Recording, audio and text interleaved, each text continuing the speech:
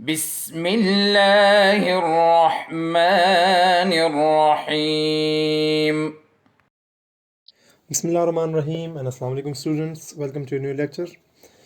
आज के लेक्चर में हम लोग एक्सरसाइज नंबर 3.5 जो 3 चैप्टर का लास्ट एक्सरसाइज है वो हल करेंगे।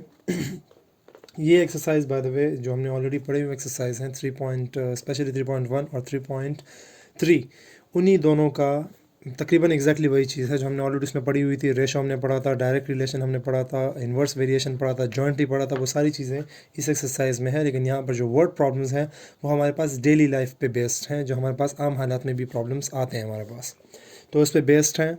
बाकी प्रोसेस एग्जैक्टली वही होगा। अगर आप क्वेश्चन नंबर 1 को देख लें, क्वेश्चन बुक सामने रखें क्योंकि काफ़ी लॉन्ग क्वेश्चन है। तो क्वेश्चन ये है, क्या hedge is made of wooden planks. Wooden planks हैं आपके पास, उससे एक हेज बनाया गया है जिसकी thickness, the thickness of the hedge varies directly as the number of planks. जितना आपके पास प्लैंक्स मतलब तख्तियाँ जो होती हैं लकड़ी की, वो जितनी ज़्यादा हो जाएंगी उतना ही हेज की जो मोटाई है वो बढ़ती जा रही है। तो जाहिर सी बात है, ये अगर हम लोग खुद भी लॉजिकल भी सोचें, जितने आप लोग तख्ते बढ़ाते जाएंगे जाहिर सी बात है उनकी मोटाई जो होगी बढ़ती जाएगी। इन दोनों के दरमियान डायरेक्ट वेरिएशन है, जितने ज़्यादा तख्ते होंगे उतने ही ज़्यादा आपके पास हेज का जो थिकनेस है वो बढ़ेगी। अब इन्होंने एक जगह पे आपको दोनों चीज़ें दी होंगी। जब आपने 4 प्लैंक्स रखे होते हैं, वुडन प्लैंक्स की तादाद जब 4 होती है तो थिकनेस कितनी होती है, 12 सेंटीमीटर। ये आपको दिया हुआ है।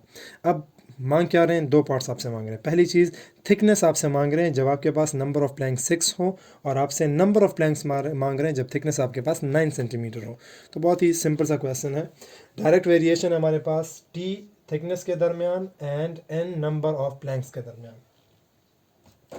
अब वही प्रोसेस है जब हम लोग प्रोपोर्शनलिटी का जो कांस्टेंट है इसको, जब हम लोग प्रोपोर्शनलिटी का साइन इसको अगर हम रिमूव करते हैं, हम क्या लगाते हैं, कांस्टेंट लगाते हैं।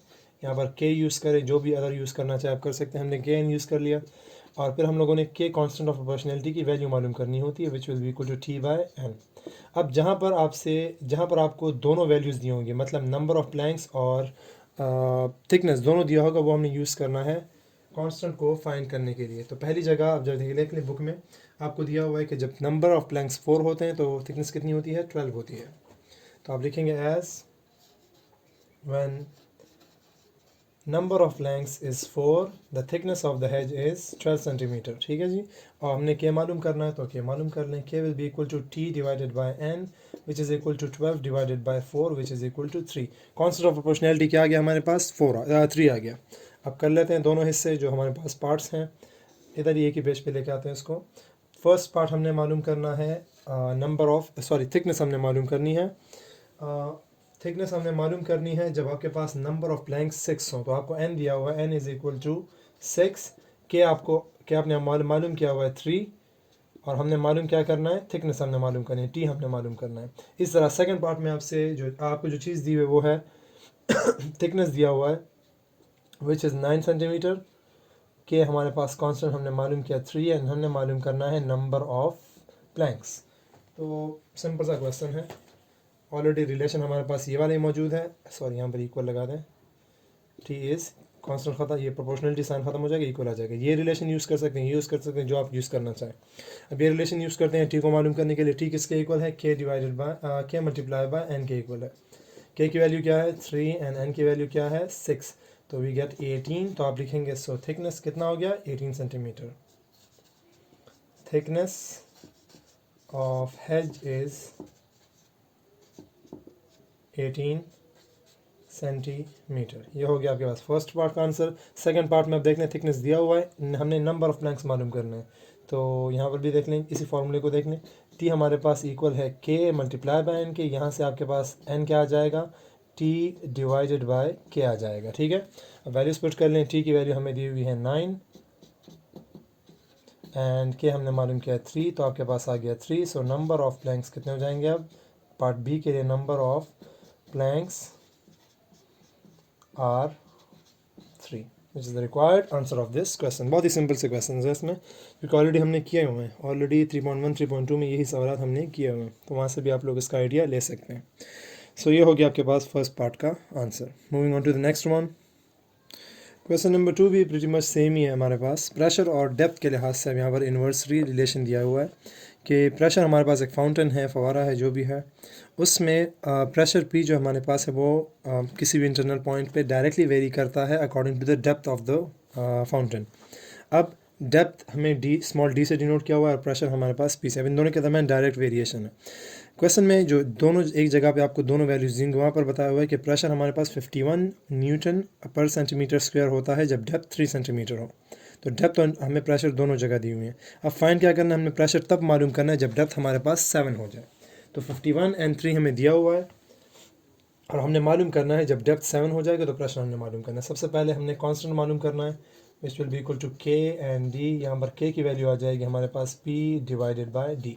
नाउ हमें दिया हुआ है कि प्रेशर इज़ 51 व्हेन डेप्थ हमारे पास कितना होता है, 3 होता है। ये ऑलरेडी दिया हुआ है, ये हम लोग लिख लेंगे। अब इसको सॉल्व करते हैं के की वैल्यू मालूम करने के लिए।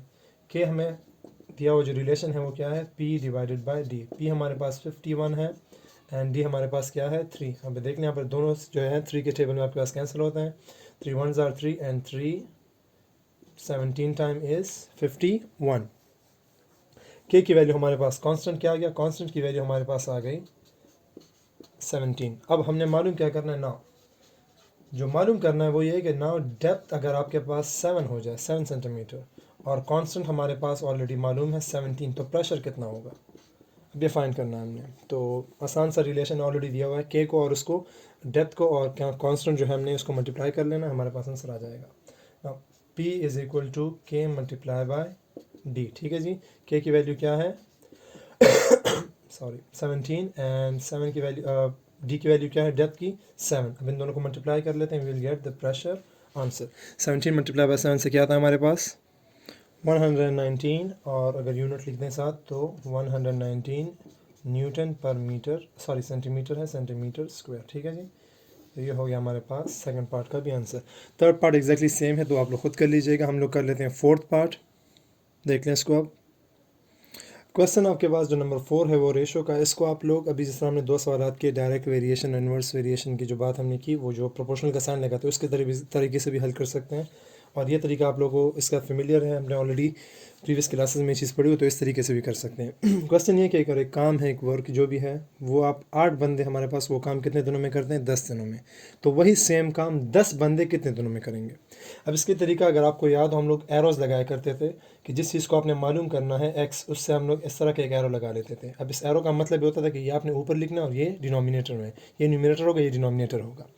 अब अगर आपके पास जो क्वांटिटीज़ हैं इनके दरमियान इन्वर्स वेरिएशन है, तो आपने अगर एक सिंबल ये लगाया हुआ तो दूसरा एरो हम लोग क्या लगाते हैं, इस तरह। इसका मतलब होगा ये न्यूमिनेटर होगा और ये डिनोमिनेटर होगा। जब डायरेक्ट वेरिएशन होता था तो ये अगर देखें इस तरह का निशान हमने लगा दिया तो दूसरा भी इसी तरह होता था। मतलब नीचे वाले जो दोनों आमने सामने जो दोनों नंबर्स हैं ये वाले, ये दोनों न्यूमिनेटर होते हैं या फिर ये दोनों डिनोमिनेटर होते हैं। लेकिन जब इन्वर्स वेरिएशन होता है, ऑलरेडी आपके पास इन्वर्स वेरिएशन है। अगर आप देख लें बंदों की तादाद और दिनों के दरमियान इन्वर्स वेरिएशन होता है, क्योंकि जितने ज़्यादा बंदे होंगे उतना ही कम टाइम लगेगा। तो बंदों की तादाद ज़्यादा होने से दिन कम लग रहे हैं, तो इन्वर्स वेरिएशन है। इसमें फिर क्या होता है कि जो आमने सामने रेशोज़ होते हैं ये फिर आप लोगों ने डिफरेंट जगहों पर रखना है। अगर ये डिनोमिनेटर है तो ये न्यूमिनेटर होगा, अगर ये न्यूमिनेटर है तो ये डिनोमिनेटर होगा। लेकिन डायरेक्ट वेरिएशन में ये न्यूमिनेटर है तो ये भी न्यूमिनेटर, ये डिनोमिनेटर तो ये भी डिनोमिनेटर, इस तरह का होता है। और बताएं इन्वर्स में फिर आप लोग इस तरह चेंजिंग करेंगे। अब क्या होगा, अब आप लिखेंगे x divided by 10 will be equal to 8 divided by 10। अगर ये डायरेक्ट वेरिएशन होता फिर मैं 10 डिवाइडेड बाई 8 लिखता। अब यहाँ पर 10 यहाँ मल्टीप्लाई डिवाइड हो रहा है, इधर क्या होगा multiply, we will get x 8 multiply by 10 divided by 10 and 10 को कैंसिल कर दें, x की वैल्यू क्या आ गई 8। सो कितने दिन लगेंगे 8, 10 बंदे जो हैं यही काम कितने दिनों में करेंगे, 8 दिनों में। So it will take 8 days to complete the work. Clear, ये हो गया आपके पास क्वेश्चन नंबर 4 का आंसर। अब लास्ट क्वेश्चन करते हैं जो सिलेबस का हिस्सा है, क्वेश्चन नंबर 5, उसको भी देख लें। वो इन्वर्स के बारे में है, बाकी मेथड एग्जैक्टली सेम ही होगा लेकिन होगा इन्वर्स का। क्वेश्चन नंबर 5 जो है वो हमारे पास प्रेशर का और वॉल्यूम के दरमियान एक वेरिएशन हमें दिया हुआ है। अगर देखना क्वेश्चन को, volume of gas varies inversely as pressure. Volume हमारे पास वेरी करता है इन्वर्सली किसके साथ, प्रेशर के साथ। प्रेशर जब हमारे पास 300 होता है तो वॉल्यूम हमारे पास 4 मीटर क्यूब होता है। अब हमने प्रेशर मालूम करना है जब वॉल्यूम 3 मीटर क्यूब होगा। तो सिंपल सा क्वेश्चन है। सबसे पहले कांस्टेंट लगाएंगे और प्रोपोर्शनलिटी के सिंबल को रिमूव कर लेंगे, इक्वल आ जाएगा, वो आ जाएगा k divided by p and हमारे पास k क्या आ जाता है v मल्टीप्लाई बाय p। ठीक है जी। ना जो गिवन वो है कि प्रेशर क्या होता है, pressure is 300 when the volume is 4 metre cube. Symbols मैंने यूनिट्स नहीं दिया, यूनिट्स भी लिख सकते हैं आप लोग। ये आपको दिया हुआ है कि प्रेशर क्या होता है 300 जब वॉल्यूम क्या हो 4। दोनों वैल्यूज वहाँ पर पुट कर लें, हमारे पास आ जाएगा k is equal to v की जगह लिख लेंगे हम लोग 4 multiply by the pressure which is 300 and you get the constant answer is 1200। ठीक है जी। अब 1200 हमारे पास k की वैल्यू आ गई, कांस्टेंट की वैल्यू आ गई। अब यही हमने यूज़ करनी है प्रेशर को मालूम करने के लिए। लेकिन प्रेशर कब मालूम करना है ना, प्रेशर मालूम करना है जब वॉल्यूम आपके पास हो जाए 3 मीटर क्यूब। कांस्टेंट आपके पास है, वॉल्यूम आपको दिया हुआ है, टू द फाइंड जो फाइंड चीज़ करनी है वो क्या है, प्रेशर है।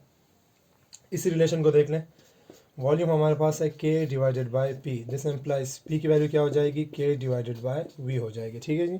अब कांस्टेंट की वैल्यू हमें दी हुई है कितनी है 1200, वॉल्यूम हमें दिया हुआ है कितना है 3 एंड 3 1 3 एंड 3 4 12 एंड 00, तो 400 आ जाएगा आपके पास the pressure when the volume is 3 metre cube.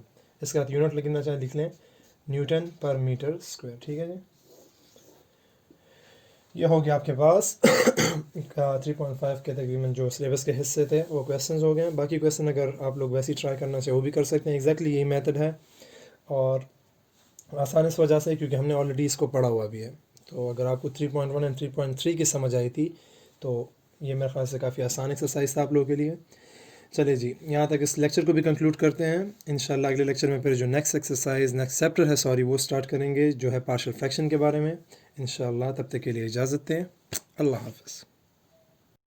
اللهم انفعنا بما علمتنا وعلمنا ما ينفعنا وزدنا علما.